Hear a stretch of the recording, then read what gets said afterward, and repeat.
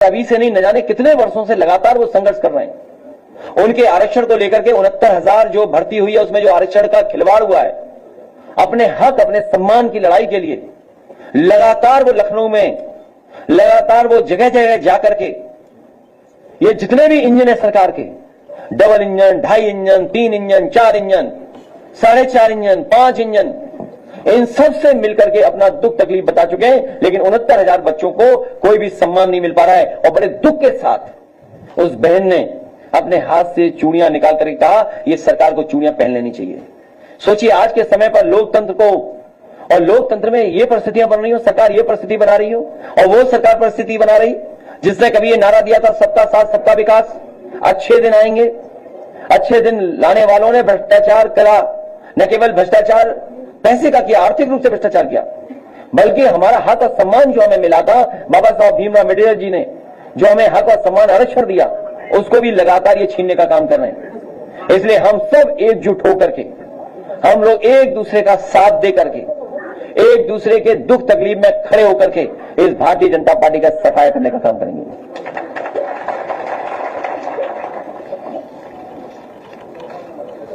खत्म, पूछिए आप। एक तरफ भारतीय जनता पार्टी के तमाम करप्ट और भ्रष्टाचार जो लोग हैं वो मंत्री बने हुए हैं, और दूसरी तरफ समाजवादी पार्टी के सरकार में कैबिनेट मंत्री रहे गायत्री प्रजापति जी लगातार 7 वर्षों से लगभग जेल के अंदर। आप पत्रकार साथी सब जागरूक और समझदार हैं। आप में जितने भी साथियां बैठे हैं, उन्होंने बीजेपी के एक एक नेता का, दिल्ली वालों का, लखनऊ वालों का समय समय पर स्टेटमेंट सुना होगा आपने, भ्रष्टाचार को लेकर के, और खासकर समाजवादी सरकार में जो मंत्री थे उनको लेकर के। लेकिन जब इनको वोट की जरूरत थी तो उनकी पत्नी, उतने परिवार के लोगों को मुख्यमंत्री जी ने बुलाया और कहा कि आप समाजवादी पार्टी के खिलाफ वोट कर दीजिए, मतदान कर दीजिए, आपके सभी केस वापस हो जाएंगे। ये आप सब जानते हो, किसी से छिपा नहीं है। उन्होंने मतदान भी किया हमारे खिलाफ। हमें कोई नाराजगी नहीं है उस परिवार से, उनसे कोई नाराजगी नहीं है, क्योंकि इस सरकार में सबसे ज्यादा दुखी अगर कोई है तो पीड़ित समाज के लोग ही हैं। कभी कभी सम्मान के लिए, कभी कभी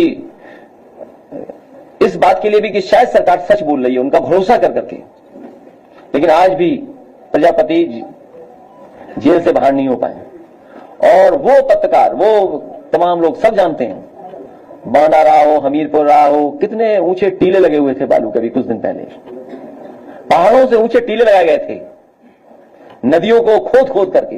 वो वीडियोस हैं, वो तस्वीरें हैं, वो किसी से छिपी नहीं है। लेकिन बीजेपी का इतना स्ट्रांग मैनेजमेंट है, इकोनॉमिक मैनेजमेंट, आर्थिक मैनेजमेंट, कि वो बात वहीं वहीं दब जाती है। बुंदेलखंड के पहाड़ों से ऊंचे पहाड़ लगाए हुए थे, टीले बनाए हुए थे, सब इलीगल था। नदियां साफ हो रही थी बड़े पैमाने पर, लेकिन किसी पे कोई कुछ नहीं, कोई बदनामी नहीं।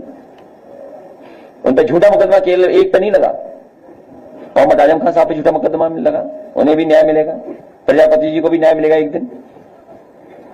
रमाकांत यादव को जेल भेजा, पार्टी के विधायक कानपुर से, उन्हें जेल भेज दिया। और कानपुर में ही क्या देखने को मिला हमें, कोई बहुत खासम खास भारतीय जनता पार्टी का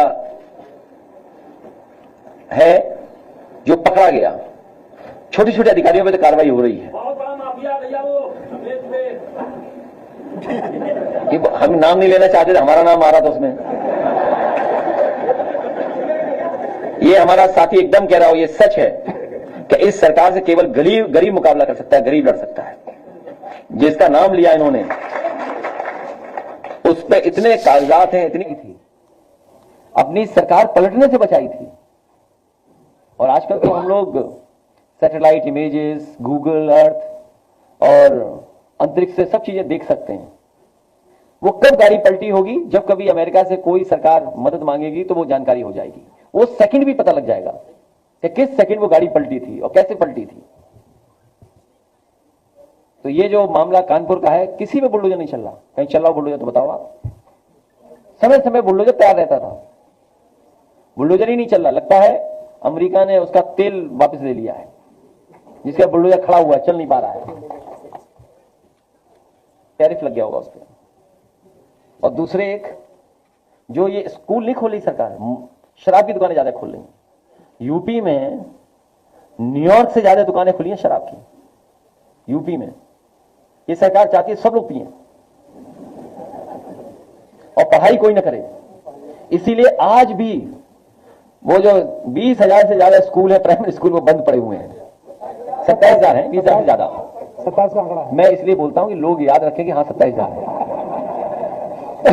तो जो प्राइमरी स्कूल बंद किए थे, सोचिए on the floor of house मुख्यमंत्री ने, मंत्री ने, इनके लोगों ने कहा कि कोई भी स्कूल नहीं बंद हुआ है। सोचिए कोई स्कूल नहीं चल रहा है, सब बंद हो रहा है, एक भी नहीं चालू किया। और जिन्होंने पीडीए पाठशाला चलाई थी उनमें मुकदमे दर्ज कर रही है सरकार। अंग्रेजों ने भी नहीं कभी मुकदमा दर्ज किया होगा पढ़ाई को लेकर के, लेकिन ये सरकार मुकदमे दर्ज करा रही है। और प्रतापगढ़ में जो पकड़ा गया माफिया, उस पर भी कोई कार्रवाई नहीं, उसका संबंध किससे है वो भी नहीं पता लग पा रहा है। अगर पिछले 9 साल के आप माफिया गिनोगे अलग अलग क्षेत्र के, अलग अलग क्षेत्र, पढ़ाई के क्षेत्र में पेपर आउट वाले माफिया वो सब बीजेपी के, शराब वाले माफिया सब बीजेपी के, नौकरी माफिया सब बीजेपी में, कंस्ट्रक्शन ठेकेदारी सब माफिया उसी में। हर क्षेत्र में माफिया अगर कहीं है तो सब भारतीय जनता पार्टी में। और हो भी क्यों नहीं, क्योंकि मुख्यमंत्री ने खुद ही अपने केस वापस लिए, मुख्यमंत्री ने खुद अपने केस वापस लिए, तो सब माफिया उसी पार्टी में है।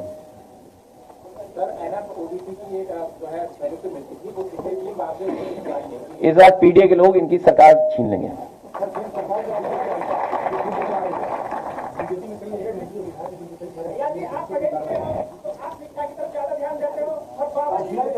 अरे आप लोग मत बोलो, आप लोग मत बोलो। मेरा निवेदन है कि कोई और नहीं पूछे, पत्रकार साथी हैं, ये सब पूछ लेंगे।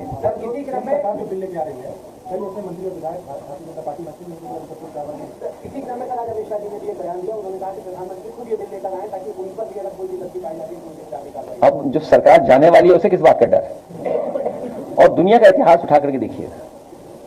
हालांकि आप अचानक पूछ रहे हैं, दुनिया के इतिहास में तमाम ऐसी सरकारें नहीं, तानाशाह सरकारें जो समय समय पे कानून लेकर के आती थी, और वो कानून इसलिए लाते थे जिससे कि वो सत्ता से बाहर न जाएं।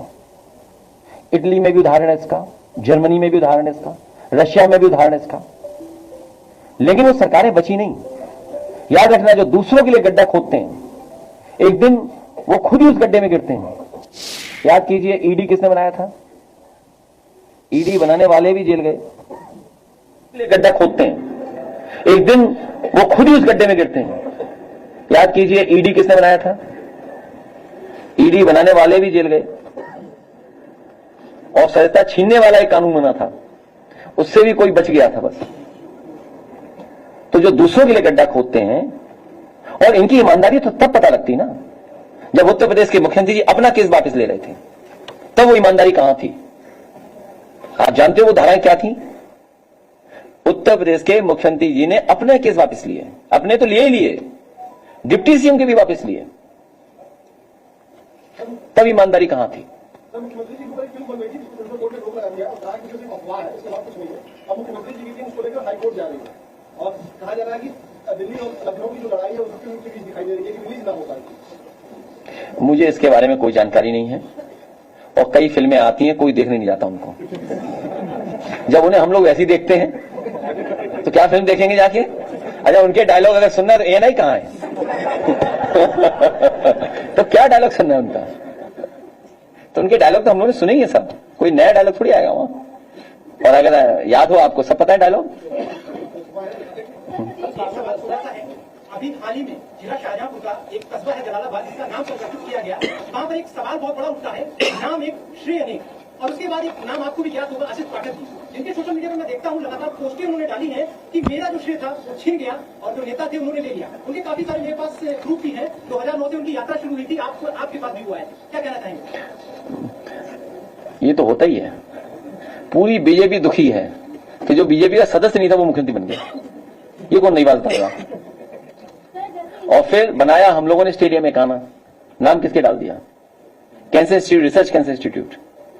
तो ये सरकार ऐसी है कि श्रेय छीन लेती है। पढ़ाई की बात की, मैं गांव भी गया, जिस गांव में बाढ़ आई हुई है, प्रभावित क्षेत्र, बाढ़ प्रभावित क्षेत्र है, जलालाबाद का ये गांव, जिस पर एक माता जी चिपट कर हमसे मोती लिपट जाती है, बोलती हैं कि जिस गांव में चुनाव चिन्ह आसानी से पहुंच जाता है, नाव आसानी से पहुंच सकती है, उस गांव में नाव भी नहीं चली है और कोई जनप्रतिनिधि उनसे मिलने नहीं पहुंचा और सामग्री की होड़ में लोग फोटो डाल देते हैं, उस गांव तक कोई सामग्री नहीं। वैसे बाढ़ अगर आए और बाढ़ में जो क्षति या नुकसान होता है, सरकार की जिम्मेदारी है। सरकार की जिम्मेदारी बनती है उन परिवारों की मदद करे हर तरीके से।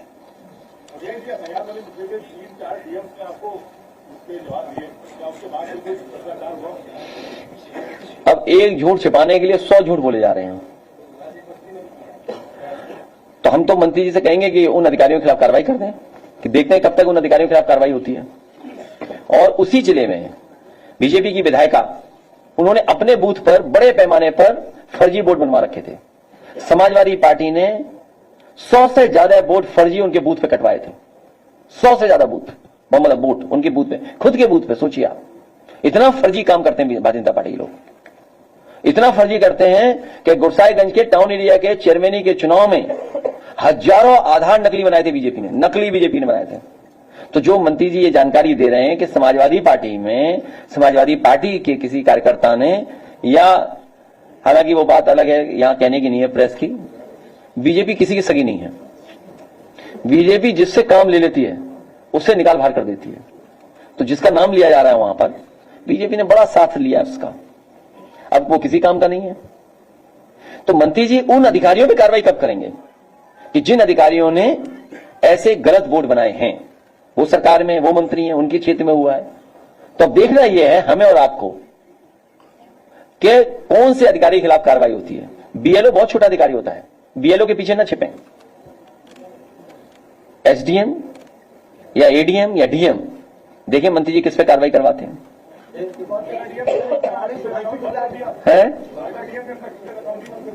ये कौन है? चलो कोई बात नहीं, तो कोई बात नहीं, महिलाओं से मत लड़िए।